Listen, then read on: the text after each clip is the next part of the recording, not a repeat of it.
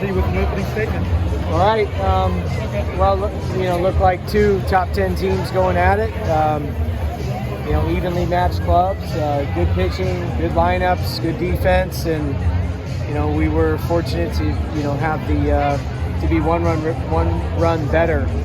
But just for our team, the start that we got from Tristan Smith, followed by the innings we got from Ethan Darden, and the way their stuff played off of each other, I thought was really good. Obviously we missed our spot there in the ninth.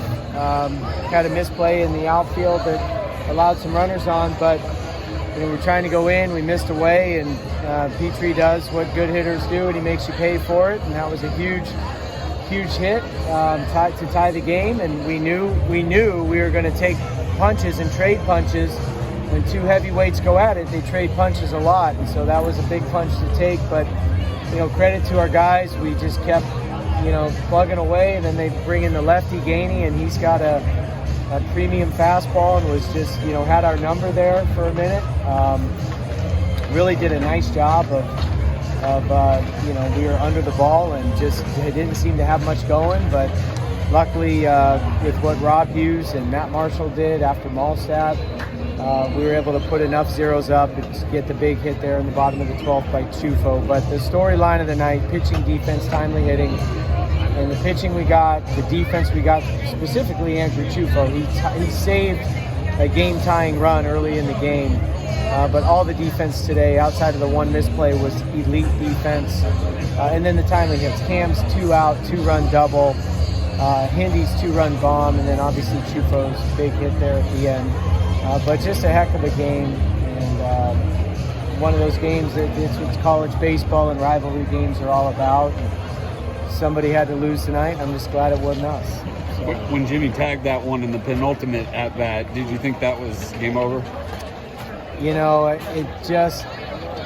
I knew he hit it good. It just didn't seem like I was just watching the outfielder and he turned his back, but it just felt like he just got in on the barrel a little bit. I've seen him hit some majestic homers to center, and that wasn't one of them. But he got it good. It was definitely a quality at bat. And that was the message: is stop trying to end it with one swing, and everyone just commit to stringing QABs together, and then we ended it with one swing. So, as good as Gainey was there, could you sense maybe a little bit tiring there? But you guys came up in the 12th. You gave up the long out, then the home run. Did you sense anything there? No, he's really good. I mean, I think he's the Liberty transfer, right? Yeah.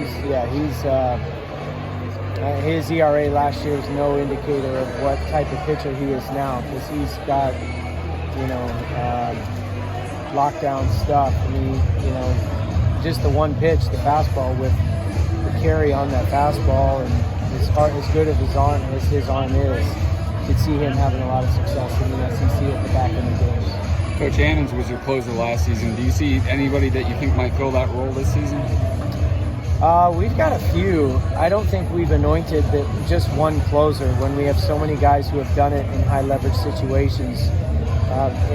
Just look at the guys who were in there today. I mean, a game may need to be closed in the 6th inning or the 7th inning, and it just doesn't always have to be the 9th inning or whatever. But to know that we've got a guy like what Darden did today, and then the guys we've been talking about a lot, Malstat, Clayton, and Hughes. But Matt Marshall in that role there at the end, he's a big-time strike thrower. He's got a good slider. I don't think we'll necessarily say this is the one guy, but have that luxury item of having multiple guys that can do it. And in a weekend series, that's very valuable. How big was Smith, though, early in that game, and how he kept you guys in it? Man, he was awesome. I mean, just attacking the strike zone. South Carolina does as good of a job, I think, as anyone will see all year of holding their ground in the box and taking their hit by pitches. That's something, honestly, we could get better at. But they do as good of a job as anybody.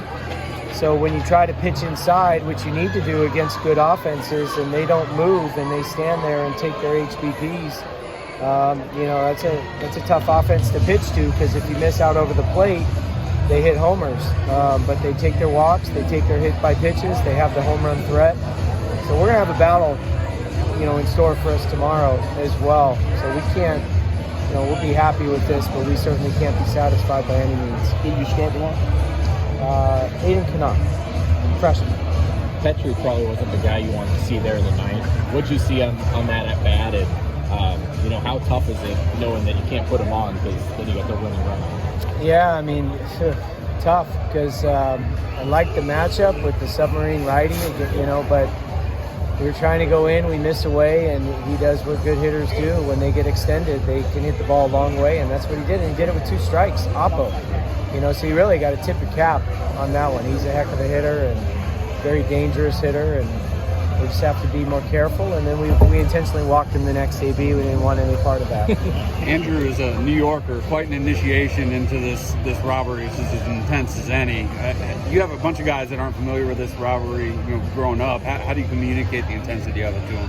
Yeah, I think we still have the majority of our roster is South Carolina kids, so we rely on them to share their experiences, their childhood experiences growing up. I mean, you can't walk anywhere without the kids yelling, "Sign this," and can I have a ball? That's the 2 things you hear the most. But they love it. Kids love it. They love high-level baseball between Clemson and South Carolina, and all of our players and all of their players, the South Carolina players, the residents, that was them a few years ago. And so they have done a really good job of sharing the passion of what it means to be a part of this rivalry, even if you're not from this state. Once you experience it once, you get it. And I experienced it once at Sarge Fry Field 22 years ago. It's like, okay, I get it. And Andrew Chufo was the same way tonight. He says it's the most fun he's ever had on a baseball field in his life. And it's a credit to the atmosphere, the quality of both clubs, and just the intense battle that this game was, which really could have gone either way. Well, time for one more regional game to you. Felt like a super regional game. Yeah, sure did. All right. Thank you, Coach. All right, thank you guys. Thank you. Appreciate it.